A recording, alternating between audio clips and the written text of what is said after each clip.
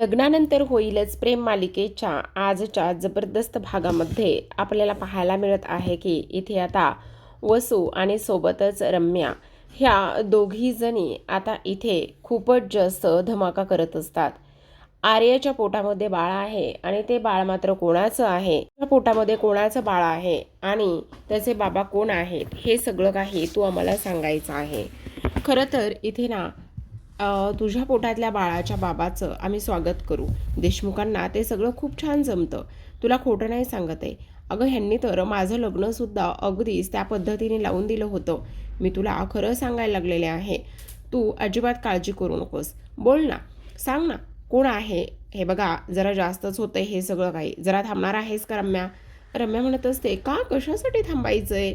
थांबायची वगैरे काही गरज नाही आहे. मी सांगते ना सगळं काही.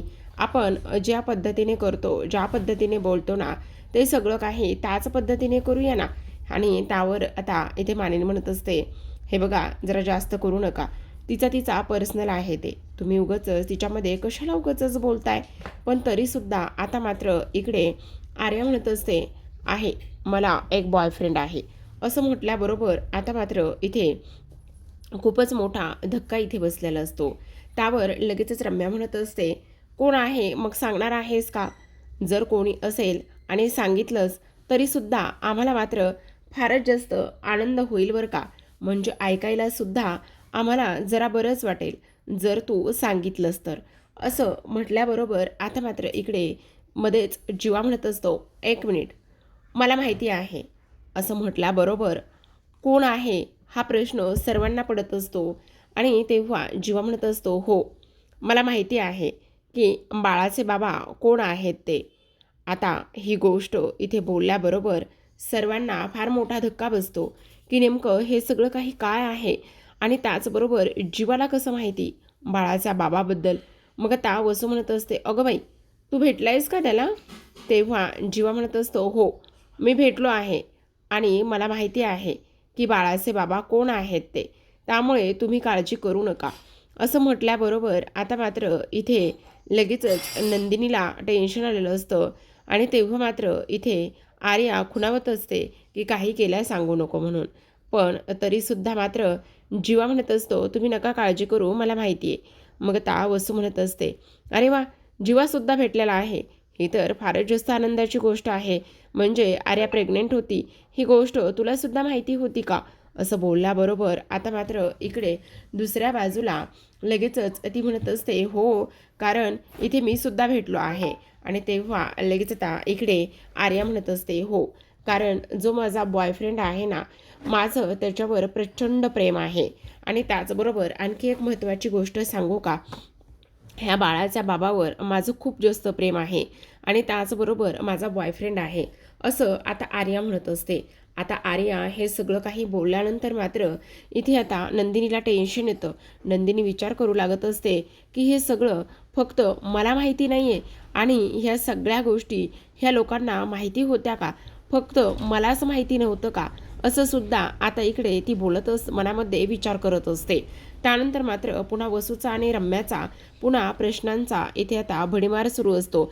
आणि भडीमार सुरू असताना मात्र इथे लगेचच नंदिनी म्हणत असते, बाद झालं, उगाचच तिच्या पर्सनल आयुष्यामध्ये तुम्ही कशाला आणि किती म्हणून ढवळाढवळ करताय. हे बघा हे सगळं काही करण्याची तुम्हाला काही गरज नाही आहे. प्लीज ह्या सगळ्या गोष्टी तुम्ही अजिबात करू नका. कशाला उगाचच हे सगळं काही करताय. आणि तिचा खाजगी प्रश्न आहे, तिचं ते खाजगी आयुष्य आहे. त्यामुळे उगाचच तुम्ही हे सगळं काही नाही बोललात तरीसुद्धा चालेल. पण मग आता इथे काव्या म्हणत असते, म्हणजे जेव्हा तुला माहिती होतं की ही प्रेग्नेंट आहे आणि त्याचबरोबर हिच्या पोटामध्ये बाळ आहे, ती गोष्ट तुला माहिती होती का? असं बोलल्याबरोबर आता मात्र इकडे लगेचच काव्या म्हणत असते, माझं काय म्हणणं आहे आर्या, तू तर काही बोलूच नको. पण मला ना एक प्रश्न इथे आता ह्या रम्या आणि वसवात्याला विचारायचा आहे. मुळात तुम्ही दोघीजणी एवढी हिच्या आयुष्यामध्ये ढवळाढवळ का बरं करत आहात? तुमचा ह्या सगळ्या गोष्टींशी काय बरं संबंध आहे? असं बोलल्याबरोबर आता मात्र इकडे लगेचच आर्याला ती म्हणत असते, हे बघा आर्याचं तिचं आयुष्य आहे. तिला तर मी नंतर विचारणच ह्या सगळ्या गोष्टीबद्दल. पण रम्या आणि वसवात्या, तुमचं काय चाललंय? तुम्ही अशा पद्धतीने नाही एखाद्याच्या आयुष्यामध्ये ढवळाढवळ करू शकत. समजतंय का तुम्हाला? तुमचं काय चाललेलं आहे त्या गोष्टी तुमच्या लक्षात येत आहेत का? हे बघा, तुम्ही ह्या सगळ्या गोष्टीपासून जरा 2 हात लांबच राहा. तुम्हाला हे सगळं काही बोलण्याचा आणि त्याचबरोबर ह्या सगळ्या गोष्टी जाणून घेण्याचा काही एक संबंध नाही आहे. मुळात तुमचा तो अधिकारसुद्धा नाही आहे. त्यामुळे तुम्ही ह्या सगळ्या गोष्टीमध्ये अजिबातच पडू नका. कळतंय का तुम्हाला? कोणी दिला तुम्हाला त्या सगळ्या गोष्टीमध्ये बोलण्याचा अधिकार? उलट तुम्ही हे सगळं काही बोललात आणि ह्या सगळ्या काही गोष्टी केल्यात ना, त्यामुळे मात्र तिच्यावर तुम्ही संशय घेतला आहे आणि त्यामुळे तुम्ही स्पष्टपणे तिला आता इथे स्वारी म्हणायला हवी. असं म्हटल्याबरोबर रम्या आणि वसू म्हणत असतात, आम्ही आणि स्वारी? तेव्हा विक्रमसुद्धा म्हणत असतात, हो, काव्या बोलते ना ते अगदी बरोबर आहे. काही जरी झालं ना तरीसुद्धा तुम्ही स्पष्टपणे इथे त्या दोघींना तिला आर्याला स्वारी म्हणा, तुम्ही दोघीसुद्धा. मग आता इथे मात्र वसू म्हणत असते, हिला आणि स्वारी ना तर ही देशमुख आहे. मग आता इथे काव्या म्हणत असते, कळतंय ना तेवढं तुम्हाला? ती मुळात देशमुख नाही आहे. त्याचबरोबर ह्या घराशी तिचा काही संबंधसुद्धा नाही आहे आणि तरीसुद्धा तुम्ही तिच्या पर्सनल आयुष्यामध्ये एवढी ढवळाढवळ करताय ना, त्यामुळे मात्र तुम्हाला आता इथे काही जरी झालं ना तरी स्वारी म्हणावंच लागणार आहे, असं सुद्धा आता इकडे ती बोलत असते. तर आता प्रेक्षकांनो, हे सगळं काही इथे सुरू असताना आता मात्र इकडे ती वसू आणि रम्या ह्या दोघीजणी निघून जातात. मानिनी आणि त्याचबरोबर इथे विक्रमसुद्धा निघून जातात. पण आता मात्र इथे काव्या म्हणत असते, एक मिनटं, आत्ता तर मला तुझ्याशी काहीच बोलायचं नाही आहे, पण एक गोष्ट मात्र मला सांग. तेव्हा आर्या म्हणत असते, हे बघ, तुला मी स्वारी म्हणते आणि त्यावर मात्र इकडे काव्या म्हणत असते, आर्या, तुझ्याकडून मला ही अपेक्षा नव्हती आणि माझ्यापासून तू हे लपून ठेवलंयस.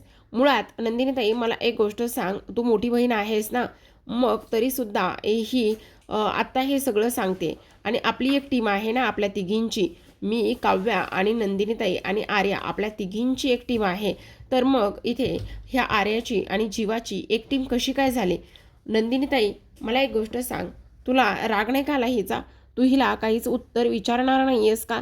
तेव्हा नंदिनी काहीच बोलत नसते. मग आता नंदिनी काहीच न बोलत नसल्यामुळे काव्याला नंदिनीचा संशय येतो आणि ती म्हणत असते, म्हणजे ताई, तुला सुद्धा माहिती होतं, फक्त मलाच माहिती नव्हतं? तेव्हा नंदिनी म्हणत असते, हे बघ काव्या, प्लीज समजून घे थोडंसं. तुला खरं तर आम्ही सांगणार होतो, पण पण ऐक ना. त्यावर लगेच आता ती पार्थकडे बघत असते. पार्थसुद्धा मान खाली घालत असतो. मग आता काव्या म्हणत असते, एक मिनटं, आता तुम्ही म्हणू नका की हे सगळं तुम्हाला सुद्धा माहिती होतं म्हणून. देशमुख, खरं खरं सांगा. तेव्हा पार्थ म्हणत असतो, हो, मला सुद्धा माहिती होतं, पण ऐकून घ्या. तेव्हा नंदिनी म्हणत असते, काव्या, प्लीज ऐकून घे, चिडचिड करू नकोस, प्लीज शांत हो. हे बघ, हे पार्थ खरं तर तुला सांगायला यायला लागले होते, पण मीच त्यांना म्हटलं की आत्ताच काव्याला हे सगळं काही सांगू नका, म्हणजे आपणच कन्फर्म नाही आहोत आणखी आणि आपल्याला सगळ्या गोष्टी व्यवस्थित माहिती नाही आहेत ना, त्यामुळे त्यांनी तुला सांगितलं नाही आहे. आता मात्र काव्या म्हणत असते, बापरे, हे सगळं काही काय चाललेलं आहे? म्हणजे घरामध्ये सगळ्यांना सगळ्या काही गोष्टी माहिती आहेत, फक्त मला माहिती नाही आहे आणि मला ह्या सगळ्या गोष्टी माहिती नसल्यामुळे हे सगळं असं होतं आहे. नेमकं काय सुरू आहे? तेव्हा काव्या चिडचिड करू लागते आणि काव्या चिडचिड करत असताना आर्या मात्र तिला समजवते आणि म्हणत असते, प्लीज प्लीज तू शांत बस ना आत्ता. हे बघ, एवढी चिडचिड आणि एवढे हायपर होऊ नकोस ना. मी काय म्हणते ते एकदा ऐकून घे ना. तेव्हा मात्र काव्या म्हणत असते, नाही, मला आता काहीच नाही ऐकायचं, कारण तुम्हा सगळ्यांना सगळं काही माहिती असतं, पण अशी एकच व्यक्ती आहे की जिला काहीच माहिती नाही आहे. तेव्हा आर्या म्हणत असते, हे बघ, हे सगळ्यांना खरं तर इथे वेगवेगळ्या पद्धतीने वेगवेगळ्या गोष्टी समजल्यात आणि वेगवेगळ्या पद्धतीने वेगवेगळ्या गोष्टी समजल्यामुळे ना हे फारसं व्यवस्थित कोणाला काहीही व्यवस्थित माहिती नाही आहे. पण मग तुला सगळं काही आम्ही सांगणारच होतो. तर आता मात्र इकडे आर्या तिला समजावत असते, पण काव्या मात्र आर्याला बाजूला करते आणि नंदिनीसमोर जाऊन उभी राहते आणि म्हणत असते, ताई, एक गोष्ट तुझ्या ध्यानात येते का? हे बघ, जेव्हापासून इथे तू प्रेग्नेंट आहेस ना, तेव्हापासून तुझ्या वागण्यामध्ये, बोलण्यामध्ये आणि बऱ्याच गोष्टीमध्ये खूप सारा बदल आणि फरक इथे जाणवतोय. तू अशी इथे का वागायला लागलेली आहेस? तू फार जास्त तुसुड्यासारखं वागतेस आणि फार जास्त चुकीच्या पद्धतीने तू वागतेस. का हे सगळं काही करतेस? असं कसं वागू शकतेस तू? तेच मला काही कळत नाही आहे. तेव्हा मात्र आता ती म्हणत असते, ऐकून घे ना एकदा माझं. हे बघ, प्लीज, तसं काही नाही आहे, कारण ह्या सगळ्या गोष्टी सगळ्यांसमोर वेगवेगळ्या पद्धतीने आल्या ना, त्यामुळे खरं तर हे सगळं काही कोणालाही समजलं नाही. पण हे बघ, अशा पद्धतीने कोणाला काही आमचा सांगण्याचा आणि तुझ्यापासून न सांगण्याचा, लपून ठेवण्याचा आमचा काही एक इथे विचार नव्हता, असं सुद्धा आता इकडे ती बोलत असते. आता हे सगळं काही बोलल्यानंतर मात्र इकडे लगेचच ती म्हणत असते, बरं हे सगळं जर या पद्धतीने झालेलं असेल ना, तर मला तुम्हाला एक गोष्ट सांगायची आहे. आणि ती म्हणजे की काही जरी झालं ना, तरी एक गोष्ट लक्षात ठेवा की मला उद्या उद्या संध्याकाळपर्यंत त्या मुलाला भेटायचं आहे. काही जरी झालं ना, तरीसुद्धा मला त्या मुलाला भेटायचं आहे. तो मुलगा कोण आहे, काय आहे, कुठे आहे, ह्या सगळ्या गोष्टी तुम्ही मला सांगायच्या आहात आणि मी इथे तुमचं काही ऐकून घेणार नाही, असं स्पष्टपणे काव्या म्हणत असते. आता पार्थ म्हणत असतो, हो मला सुद्धा त्या मुलाला बघायचंच आहे, म्हणजे मला सुद्धा त्या मुलाला भेटायचं आहे, असं आता इथे तो बोलत असतो. आता मात्र काव्या म्हणत असते, तर झालं मग, आता हा मुलगा कोण आहे ना ते आपण उद्या पाहूयात आणि देशमुख तुमच्याकडे तर मी इथे पाहणारच आहे, असं म्हणून आता काव्या पार्थच्या हाताला धरूनच खोलीमध्ये घेऊन जात असते. खोलीमध्ये घेऊन जाऊन त्याला चांगलेच गोष्टी इथे ती सुनावणार असते. आता मात्र मात्र आर्या नंदिनीशी बोलण्याचा प्रयत्न करत असते, पण नंदिनी पुन्हा एकदा तिला स्पष्टपणे सांगत असते, मला तर तुझ्याशी काहीच बोलायचं नाही आहे आणि जेव्हा तुमच्याशी सुद्धा काही बोलायचं नाही आहे. काय चाललंय हे? तू काय म्हणतेस की माझ्या पोटात असलेल्या बाळाच्या बाबावर माझं प्रेम आहे आणि त्यानंतर तुम्ही म्हणताय की मी त्याला ओळखतो, म्हणजे तुम्हा दोघांना सुद्धा सगळं काही माहिती आहे आणि मलाच काही माहिती नाही आहे. एक काम करूया, आज ना तुझ्या घरी संध्याकाळी आपण एकत्र तिघेजणं भेटूयात, असं म्हणून आता तो विषय तिथेच क्लोज केलेला असतो. दुसरीकडे वसू आणि त्याचबरोबर इथे रम्या मात्र, वा वसू म्हणत असते, तुला एक गोष्ट सांगू का? तेव्हा रम्या म्हणत असते, काय आणि कोणती गोष्ट? अगं ती ही म्हणत होती काव्या त्या आर्याला की मला ना तुझ्या बॉयफ्रेंडला भेटायचं आहे, मग ते ना बॉयफ्रेंड घेऊन येणार आहेत. तेव्हा इथे रम्या म्हणत असते, आई हे सगळं तू कुठे ऐकलंयस आणि ह्या सगळ्या गोष्टी तुला कशा माहिती? अगं आत्ता मी येत नव्हते का, त्यावेळेला ना माझ्या कानावर हे सगळं काही पडलं आणि तेव्हा ह्या सगळ्या गोष्टी मी इथे ऐकलेल्या आहेत. अरे बाबा, हे तर फारच जास्त आनंदाचं झालं. आता खऱ्या अर्थाने खरी मजा येणार आहे, असं सुद्धा ती बोलत असते. आता मात्र मला सुद्धा बघायचं आहे की तिचा बॉयफ्रेंड कोण आहे आणि कोण नाही ते. तर दुसऱ्या दिवशी आता इकडे संध्याकाळी मात्र नंदिनी त्याचबरोबर आर्या आणि जीवा हे तिघेही जण आता भेटायला गेलेले असतात आणि तिघेही जण भेटायला गेल्यानंतर नंदिनी म्हणत असते, मला एक गोष्ट समजत नाही की तुझा बॉयफ्रेंड कोण आहे आणि जीवा तुम्ही असं का म्हणालात की मी त्या मुलाला ओळखतोय म्हणून? सांगा ना, तुमचं काय चाललंय नेमकं? तुम्ही मला काहीच सांगत नाही आहात आणि सरळ सरळ स्पष्टपणे इकडे हे सगळं काही बोलून रिकामे सुद्धा होतात. काय असं वागताय? काय ह्या सगळ्या गोष्टी तुम्ही केल्यात? त्यावर मात्र आता इकडे जीवा म्हणत असतो, नंदिनी. तेव्हा आता इकडे नंदिनी म्हणत असते, आणि काय ग आर्या, तू काय म्हणत होतीस की पोटामध्ये असलेल्या बाळाच्या बाबावर माझं प्रचंड प्रेम आहे म्हणून, आणि जीवा हा बॉयफ्रेंड कोण आहे, कोण तुझा बॉयफ्रेंड, आणि हा बॉयफ्रेंडचं बाळ आहे असं का म्हणालीस तू? तेव्हा मात्र आता इथे आर्या म्हणत असते, नंदिनी काय बोलतेस तू हे सगळं? अगं असं कसं बोलू शकतेस तू? मला तेच काही कळत नाही आहे. अगं मग मी त्यावेळेला काय करायला हवं होतं? काय सांगायला हवं होतं? बोल ना, कशा पद्धतीने गोष्टी मॅनेज करायला हव्या होत्या? त्या रम्या आणि वसुआत्याला असं म्हणायला पाहिजे होतं का, टाईम प्लीज? आणि त्यानंतर मी जीवा आणि नंदिनीला विचारते, ज्यांचं बाळ माझ्या पोटात आहे, आणि त्यांना विचारून मग मी तुम्हाला सांगते, असं सांगायला हवं होतं का? तू बघितलंच ना, ती लोक कशा पद्धतीने माझ्या डोक्यावर तलवार ठेवून उभे होते. काय करायला पाहिजे होतं? अगं एक वेळा तू माझ्या जागी उभी राहून बघायचं होतंस, बोलायचं होतंस ना, मग तुला कळलं असतं. पण नंदिनी म्हणत असते, अजिबातच नाही. आणखी एक गोष्ट मी तुला सांगते, हे बघ, काही जरी झालं ना तरीसुद्धा तुझ्या पोटामध्ये बाळ आहे ते एकट्या जीवाचं नाही, नंदिनी आणि जीवा ह्या दोघांचं तुझ्या पोटामध्ये बाळ आहे. आणि आणखी एक महत्त्वाची गोष्ट मी तुला सांगते, जीवा विक्रम देशमुख आणि नंदिनी जीवा देशमुख ह्या दोघांचं बाळ तुझ्या पोटात आहे, ही गोष्ट मात्र तू कायम नीट लक्षात ठेवायची. कळलं तुला? आणि आणखी एक गोष्ट जीवा तुम्हाला सांगते, तुमचं काय चाललेलं आहे? तुम्हाला कसं माहिती की हिचा कोण बॉयफ्रेंड आहे? आता कोण आणणार आहात तुम्ही बॉयफ्रेंड? आणि काव्याला काय सांगणार आहात? कोणत्या आणि कसल्या प्रश्नांची उत्तरं तुम्ही काव्याला देणार आहात? बोला ना जीवा, बोला, काय चाललंय हे सगळं? आता असं म्हटल्याबरोबर जीवावर मात्र इकडे खूप जास्त टेन्शन आलेलं असतं. जीवा लगेचच नंदिनीवर आवाज चढवून ओरडून म्हणत असतो, बाद झालं नंदिनी, काय चाललंय? अरे हे सगळं तुझ्यामुळे होतंय. ह्या सगळ्या गोष्टीला आम्ही जबाबदार नाही आहोत, तर तू एकटी जबाबदार आहेस. तेव्हा आर्यासुद्धा नंदिनीला म्हणत असते, नंदिनी खूप जास्त बोलतेस तू आता. कारण एक वेळा तरी तू माझ्या जागी येऊन उभी राहा ना. आणि माझ्या जागी येऊन जर उभी राहून त्यांनी विचारलेल्या प्रश्नावर मी काय उत्तर देणार होती? माझी सर्व बाजूनी त्या लोकांनी कोंडी केली होती. ही गोष्ट मात्र तुला दिसत नाही का? तुला समजली नाही आहे का? आणि तू आत्ता ह्या पद्धतीने वागतेस, तू ह्या पद्धतीने बोलतेस, मग हे काय म्हणायचं? माझ्या पोटात जीवाचं बाळ आहे. तेव्हा नंदिनी पुन्हा एकदा तिच्यावर चिडते आणि म्हणत असते, आर्या तुला मी आत्ता नाही तर आणखी एकदा पुन्हा एकदा सांगते, हे बघ तुझ्या पोटामध्ये कोणाचं बाळ आहे? तुझ्या पोटामध्ये जीवा आणि त्याचबरोबर नंदिनी, आम्हा दोघांचं सुद्धा बाळ आहे. ही गोष्ट मात्र इकडे तू विसरायची नाही, समजलं? आता जीवा भडकतो आणि म्हणत असतो, बास यार नंदिनी, अगं ह्या सगळ्या गोष्टींची सुरुवात तर तुझ्यापासून झाली आहे ना. तू ह्या सगळ्या गोष्टींचं मूळ आहेस. तू ह्या सगळ्या गोष्टीला सुरुवात केली आहेस. लक्षात येतंय तुझ्या? जेव्हा मिसकॅरेज झालं होतं त्यावेळेला मी म्हटलं होतं की आपण ह्या सगळ्या गोष्टी घरच्यांना सांगूयात म्हणून, पण तुला मात्र हे अजिबात घरच्यांना सांगायचं नव्हतं. तर तुला काय करायचं होतं? तुला हे सगळं सत्य लपून ठेवायचं होतं. काव्याची तुला काळजी होती आणि त्यानंतर असा गुंता वाढत गेलाय.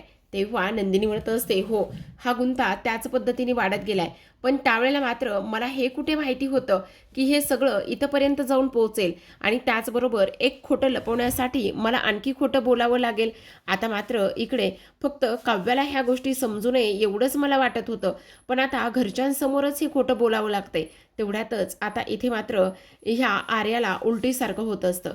आर्याला उलटीसारखं होत असताना जीवा मात्र नंदिनीला ताबडतोब पाणी आणायला सांगतो आणि तिला म्हणत असतो, कंट्रोल कर, कंट्रोल कर. तिच्या पाठीवरून चोळत असतो, त्याचबरोबर तिची काळजी करत असतो आणि काळजी करत असताना नंदिनीला मात्र शारदाचं बोलणं आठवू लागतं.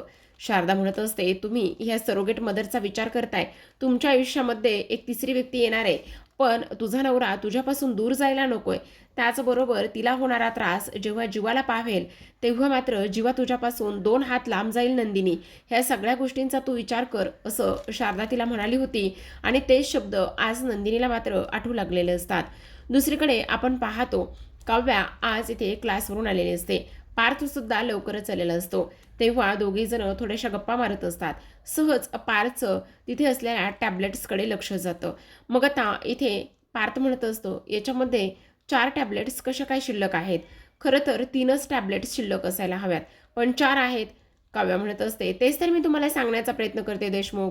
पार्थ म्हणत असतो, म्हणजे काव्या मला खरं खरं सांगा, तुम्ही दुपारची टॅबलेट मिस केलीत का? काव्या म्हणत असते, देशमुख तुम्हाला तेच सांगते मी. अचानकच क्लासमध्ये आज ना सरप्राईज टेस्ट घेतली आणि सरप्राईज टेस्ट घेतल्यामुळे ना माझ्या लक्षातच नाही हो टॅबलेट घेण्याची. खरं सॉरी, विसरले मी. मग आता पार्थ म्हणत असतो, काव्या तुमचं काय चाललंय हे सगळं? अशा कशा वागू शकता तुम्ही? तुमची एक्झाम लक्षात आहे, त्याचबरोबर अभ्यास करायचा, ह्या सगळ्या गोष्टी लक्षात आहेत, पण तुम्हाला मात्र टॅबलेट्स घ्यायच्या लक्षात राहत नाही आहेत. आणि मी रिमाइंडर लावून ठेवला होता. तेव्हा मात्र काव्या म्हणत असते, म्हणजे देशमुख तुम्ही माझ्या गोळ्यांसाठी रिमाइंडर लावून ठेवलात? मग काय करणार? हे अति होते हां देशमुख. काही अति वगैरे होत नाही आहे.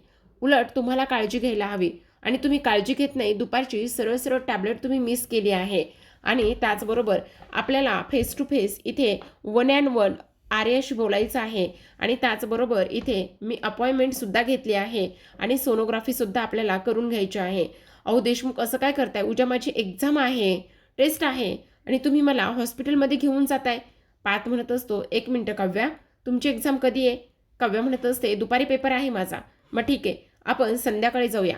आणि संध्याकाळी गेल्यानंतर आर्यासोबत फेस टू फेस इथे सगळं डिस्कस करायचं आहे. त्याचबरोबर आर्याने तुमची सोनोग्राफी केली नाही ते सगळं काही करायचं आहे. तेव्हा काव्या चिडते आणि म्हणत असते, ठीक आहे तुम्ही म्हणाल तसं करूया. असं म्हणून काव्या निघून जाते. तेव्हा पार्थ म्हणत असतो, आत्ताची सुद्धा गोळी घेतलीच नाहीये. बघितलं किती हा हलगर्जीपणा आणि किती आणि काय काय करतायत तेच मला काही कळत नाही. उद्या तर मी ह्यांना सोडणारच नाहीये. तुमच्या क्लासच्या बाहेर मी येऊन थांबेल आणि त्यानंतर आपण तसंच संध्याकाळी तिकडे टेस्टसाठी निघून जाऊयात. तर आता प्रेक्षकांनो, आजच्या भागामध्ये एवढंच. उद्याचा भागसुद्धा खूप कमाल आहे बरं का. कारण मालिकेमध्ये ना एका नवीन पात्राची एंट्री झाली आहे आणि तो आहे इथे आर्याचा बॉयफ्रेंड बनून आलेला देशमुख. देशमुख म्हणजेच चैतन्य देशपांडे हा आलेला आहे देशमुखांच्या घरी. आता आर्या आलेली असते. मग रम्या म्हणत असते, काय ग आर्या, काय झालं, कुठे तुझा बॉयफ्रेंड, बोलवणार होतीस ना म्हणे आज तुझ्या बॉयफ्रेंडला. तेव्हा काव्यासुद्धा म्हणत असते, हो कधी येणार आहे. तेवढ्यातच आता इकडे चैतन्य देशपांडेची एंट्री होत असते. चैतन्य देशपांडे जेव्हा येतो तेव्हा रम्याचं तोंड तर इथे पाहण्यासारखं झालेलं असतं. रम्या कसनूचं तोंड करूनच त्याच्याकडे पाहत असते. आता हा चैतन्य देशपांडे इथे आल्यानंतर हा जीवाने अरेंज केलाय की इथे नंदिनीने की आर्याने, हे तर मात्र आणखी काही दाखवलं नाहीये. पण असो, जेव्हा तो येतो तेव्हा मात्र इकडे आता सगळेजण त्याच्याकडे पाहत असतात. देशमुखांच्या घरामध्ये इथे देशपांड्यांचं स्वागत आहे असं सुद्धा रम्या म्हणत असते. कारण रम्याला मात्र इकडे मुद्दामच आर्याची खेचायची असते. त्याचबरोबर इकडे रम्या म्हणत असते, तुम्ही चैतन्य देशपांडे आहात बरोबर, मला तुमचं ID कार्ड भेटेल का बघायला. असं म्हटल्याबरोबर आता सगळ्यांनाच रम्याचा राग येतो की रम्या इतकं कसं काय एखाद्याच्या पर्सनल आयुष्यामध्ये घुसू शकते आणि हे सगळं ती का आणि कशामुळे करते हे मात्र इथे कोणालाही समजत नसतं. पण रम्याच्या ह्या बोलण्याला मात्र आता आवर घालावी असं नंदिनीला वाटत असतं आणि नंदिनी मात्र आता रम्याला म्हणत असते, रम्या तू जरा अति करतेस असं वाटत नाहीये का. हे बघ अरे आमची बहीण आहे पण तिचा देशमुखांच्या घराशी काही संबंध नाहीये. मग तिचा बॉयफ्रेंड कोण आहे, काय आहे, तो कुठे काय करतो, कुठे राहतो, कुठे जातो, काय करतो, ह्या सगळ्या गोष्टीशी आपला कोणाचाही काही संबंध नाही आहे. त्यांचं त्यांचं ते पर्सनल आयुष्य आहे. त्यामुळे प्लीज आत्ता तू ह्या सगळ्या गोष्टी अजिबात बोलू नको, समजलं तुला.